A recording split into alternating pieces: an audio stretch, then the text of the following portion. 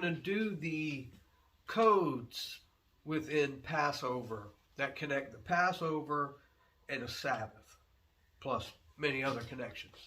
But Passover and Sabbath go hand in hand, and there's many codes hidden within the Passover. The first feast begins with Passover, the Passover lamb, the salvation from death, the covering of the blood that leads the people out of the Exodus, leads them to Mount Sinai, and then to the Promised Land. And the seventh festival represents the Sabbath, as the seventh festival is the millennial reign, where Christ is here for 1,000 years and everyone lives peacefully. Hence you have rest for the seventh day as the day of rest. So like all things, each thing has a beginning, and we'll go to the beginning. So in the beginning, the first reference we have to the breaking of the bread and the wine, the covenant that Yeshua would give during the Passover Seder, we find in other teachings I've did, which is Abraham, when Abraham meets Melchizedek, and they do the first Seder of offering of the bread and the wine, and they have a meal together, and this is a contract. I've done an entire teaching on this is actually how contracts were formed back during the day. Now, Abraham, being the father of the Jewish nation, meets Melchizedek, and we know Melchizedek, which the word Zadek, which is holy, comes from, and he's the king of Salem, which is eventually Jerusalem, and we know in Jewish tradition that he's also Seth, son of Noah. Now, the Passover and the book of Genesis, as I said, going to the beginning, we go to the book of Bereshit, Genesis. Genesis and Passover go hand in hand. The Passover story reoccurs throughout as a theme throughout the Bible, from beginning to Abraham to Moses, from Moses to the birth of Yeshua, from Yeshua to the final book of Revelations. The Passover story is the same thing happening throughout all of these. There's a theme. We'll cover some of it, but mainly we're going to focus on just a few things here. So, the first thing, Nisan begins the first month. That's, as I said, Bereshit. Now, Midrash Bereshit, Bereshit means Genesis. In the Midrash Bereshit Rabbah 2:4, we find that Passover points to the 4 exiles. Rabbi Shimon ben Lakish would say that the phrase, the earth was emptiness and darkness, in Midrash Bereshit Rabbah 2:4, the earth was emptiness. Tohu is the Hebrew word. Jeremiah 4:23 uses, I have seen the land, Babylon, and it was emptiness and disordered. Babylon is, it says the Babylonian exile, which is Vavohu, is used there. Persian exile, Esther, for they had hasted to bring Haman, and they used Vavehehulu. And for the Greeks under Alexander's rule, this brings into use of the word darkness. This is the Greek kingdom of Alexander, which darkened Israel's eyes with their edicts, as they wrote, "You have no portion in the God of Israel." So Rome is the phrase upon the depths. This is Edom. I have an entire lesson about Rome and Edom. This is the exile of Rome, which cannot be calculated, like in the depths. So too, it's with this wickedness.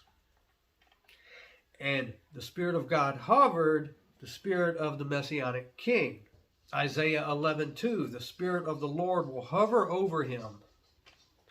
It goes on to say, so by what merit does the Mashiach come? Hovering over the waters. By the merit of repentance that is likened to the water, as it is stated, pour out your heart like the water before the face of your Lord. That's Lamentations 2:19. So the Roman Edom exile so far has gone on for over 2 centuries, and we have no idea how long this is going to last. Now, beginning the entire point of Moses in the Exodus is that we start with the burning bush, and God tells Moses specifically to go get his people, bring them back to here at Mount Sinai. Now, according to the Zohar, we're taught that the world was created in order to give the Torah. And if it was not for the Torah, God would not have even created the world. God creates the world to set his covenant and his laws to bring the redemption into play for the universe. This is backed up by Jeremiah 33:25. If not my covenant day and night, I would not have set the laws of heaven and earth. Now, in Genesis is where we find the first Sabbath, the first Shabbat to be kept. This ends up becoming the fourth commandment given to Moses. The feast of the Lord, the seventh feast of the Lord, or commanded by God as everlasting ordinances. The Passover feast is a Seder feast. The Shabbat feast is a Seder feast.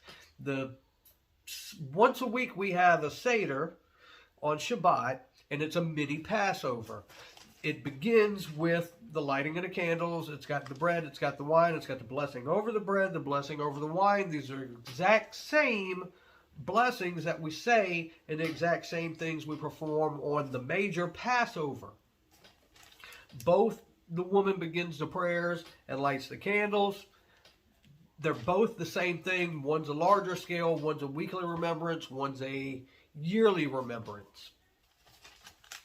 This is the exact same meal, the Last Supper, the covenant, the new covenant or the renewed covenant of what would be known as communion or the Eucharist, which is the breaking of the bread and the wine, that this is my body and this is my blood. This is the same Seder meals. And as I said, this all represents the seventh and final feast, the millennial reign, the reign of the Messiah. So there's 10 plagues in the Exodus. There's also 10 gods of Egypt that each plague would correspond with.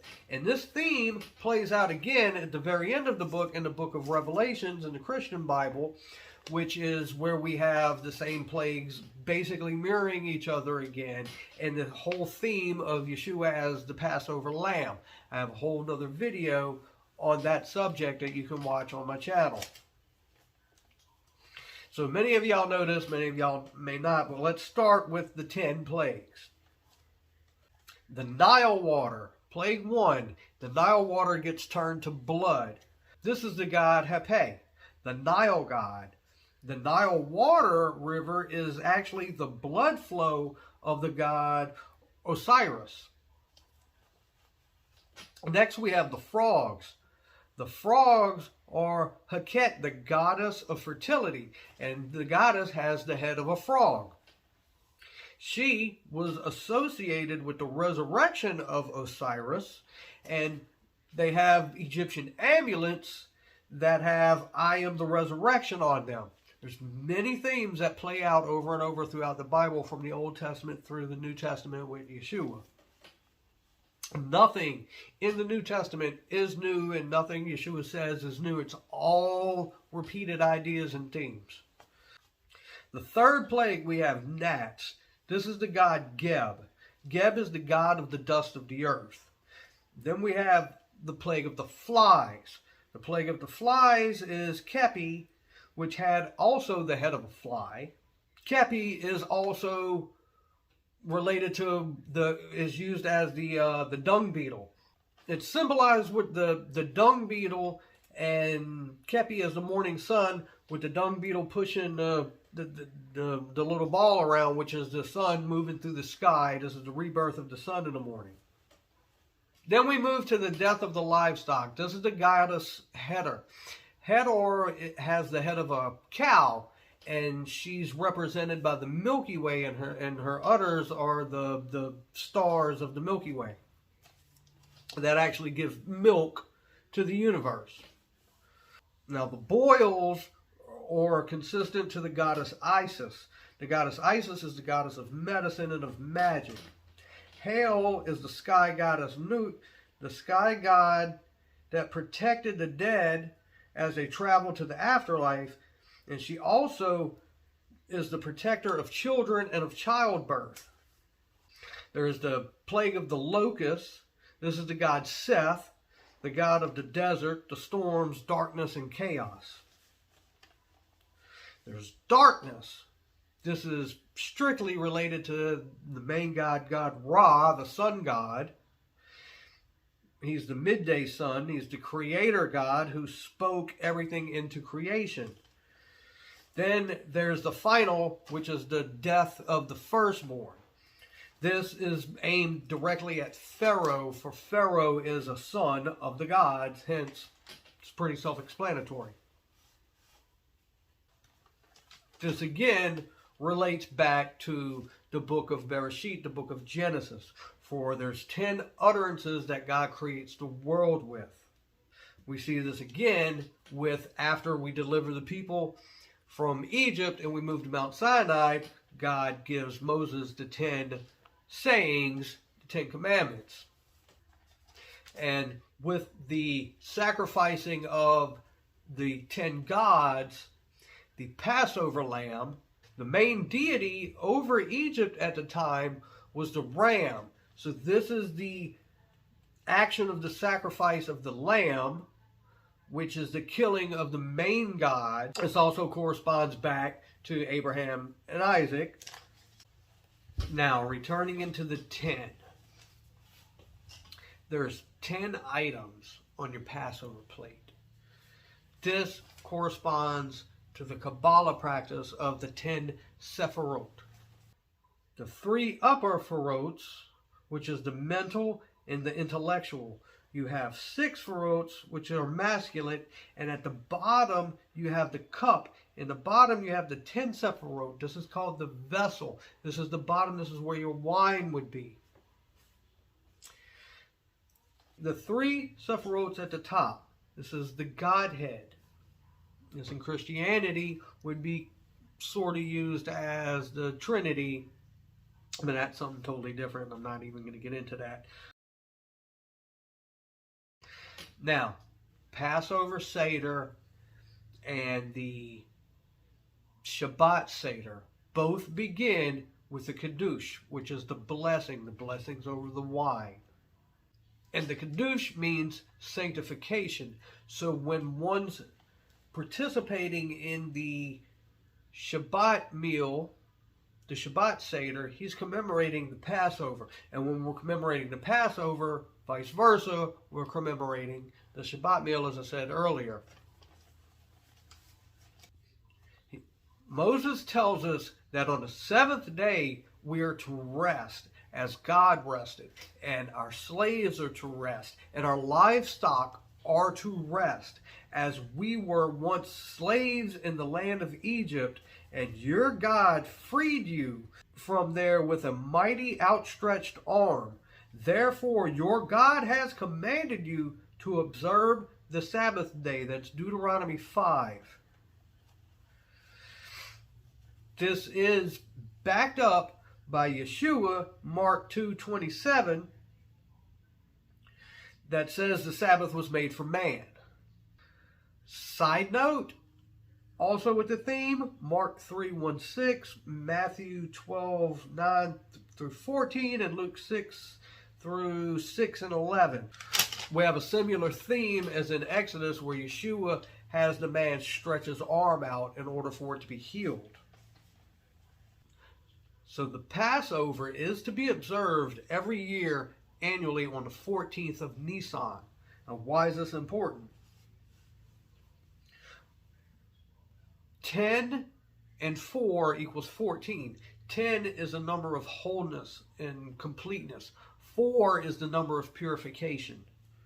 There's 14 generations given in the first book of the New Testament, Matthew, of Jesus' genealogy. There's 14 steps to the Passover Seder. And in the story of the Exodus, which you retell the story during your Passover Seder, God took us out of Egypt with an outstretched arm. This phrase is used in Exodus 14 times. And in Hebrew, it's the Yud and Dalit, and the Yud and Dalit equal 14. In Genesis, or in Hebrew, Bereshit, the beginning, there's 14 creations, 14 steps of creation done by God. There's 14 steps on the Seder plate. The first creation is the creation of Bereshit, the beginning. That's the creation of time. This is also the Kadesh blessing that we say at the beginning of each Seder, for it's the sanctification over the blessing, and it's blessing and commemorating the time we get to be drawn together. We always thank God in our prayers for allowing us to be alive again this year to see these festivals. So the very first thing, again, is sanctification. Second, we have God hovering over the water. Now, on the Passover plate, this is the Yukats, which is the washing of hands. You're washing hands over water. Then we see that God speaks, "Let there be light." This is the karpas. In Greek, the karpas is a vegetable, but in Hebrew, it's used in Esther. It's used once in Hebrew in Esther, and it describes the banquet. In Esther 1:6, it's the fine linen, and the word there, the fine linens at the banquet that's used, is called karpas. And with the karpas, this is the part of the section of the meal where you dip your herb into the salt water. The dipping of the karpas into the salt water represents the sale of Joseph. Joseph was sold into Egypt as a slave, and he was sold for 20 pieces of silver, which we see with Judas and Yeshua. Reuben tries to return to the pit that the brothers threw him in to rescue him while they were debating over what to do with him. At that time, we find out that the Midianites came along and enslaved him and sold Joseph off. When the brothers return to the pit to rescue him, they tear their garments in grief and crying. In Jewish tradition, I have a lesson on Mordecai with this, that when you cry out over a great grievance of the loss of a loved one, the men would grab their garments by the top and pull them and rip them. This, again, in Yeshua with the sacrifice of Passover, is the ripping of the curtain. We dip our karpas for the tears that we cried in Egypt. Next, we have God separating the heavens and the earth. This is the yakats. This is the splitting of the matzah. Next, we have in creation, God creates the heavens and God creates hell. This is the Haggadah moment in the Seder. This is the telling of the story. This coincides with the angels. The word here in Bereshit uses the word Magid, and Magid is an angel also, and it's an angel that brings you information.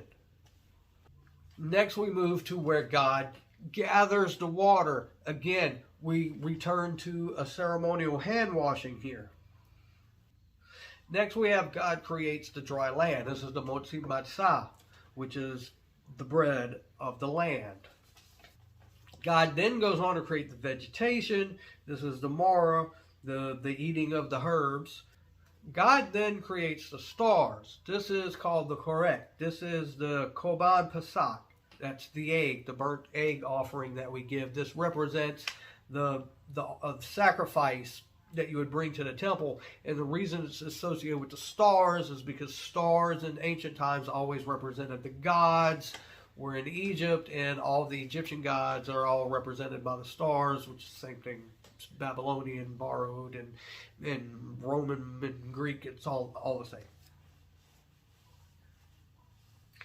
God then goes off and creates the fish and the birds. This represents all the eating done off the Seder plate with the birds. And it was actually tradition, gelte fish, to be served during a Passover meal.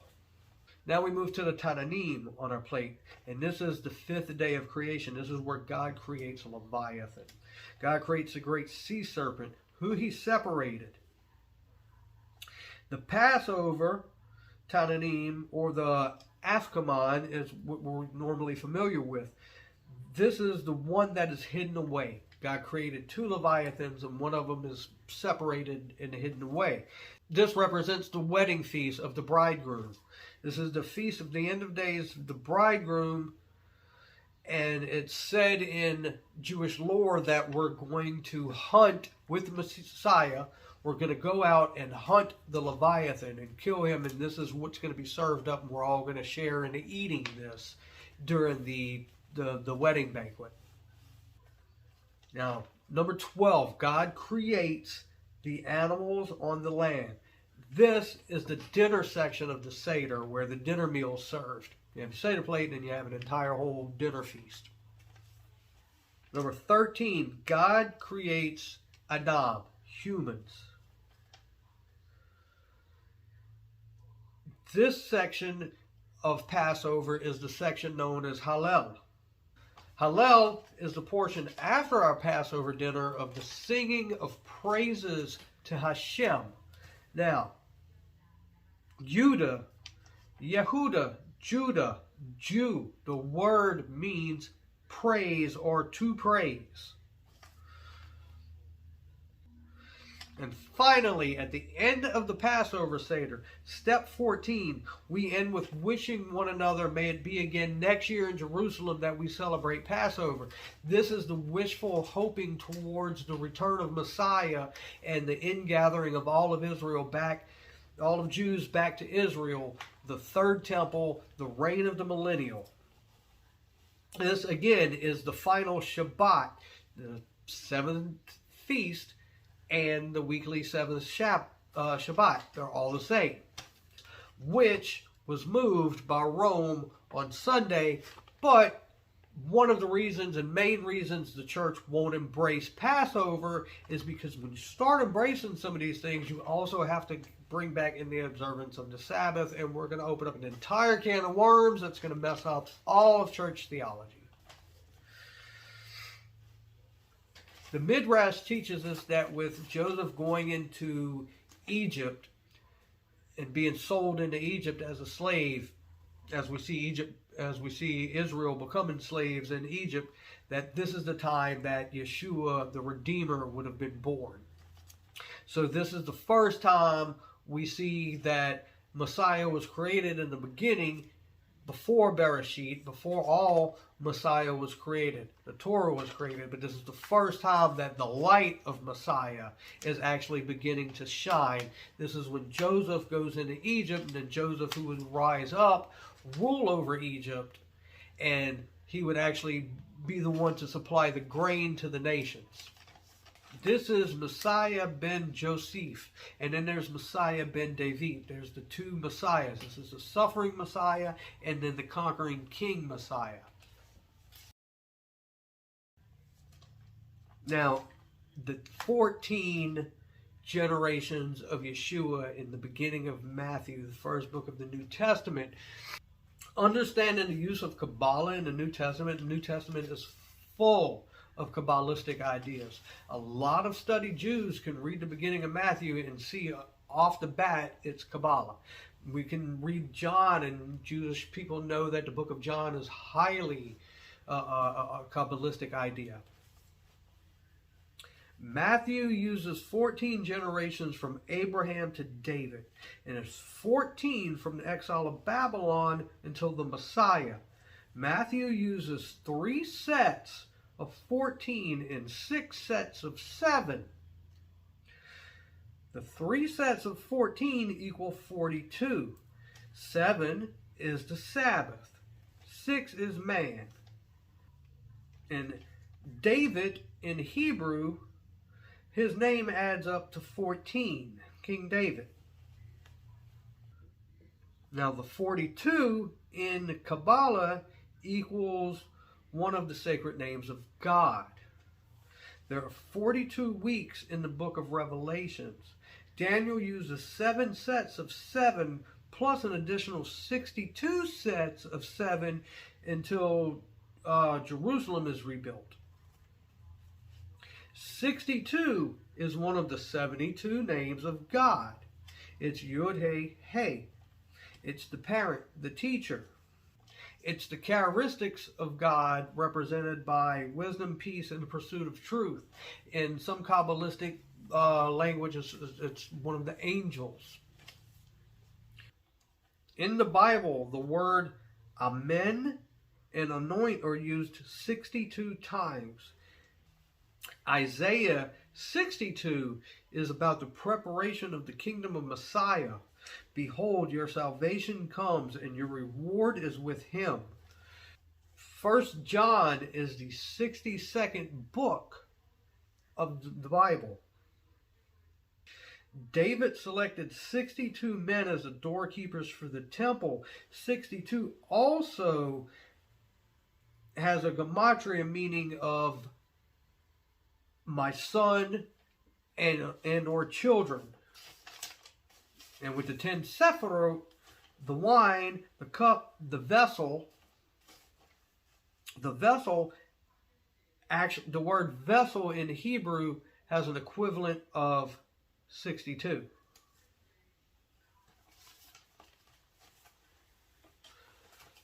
So, there you go. That's the codes hidden within Passover, and I hope you enjoyed it. Hope you learned something.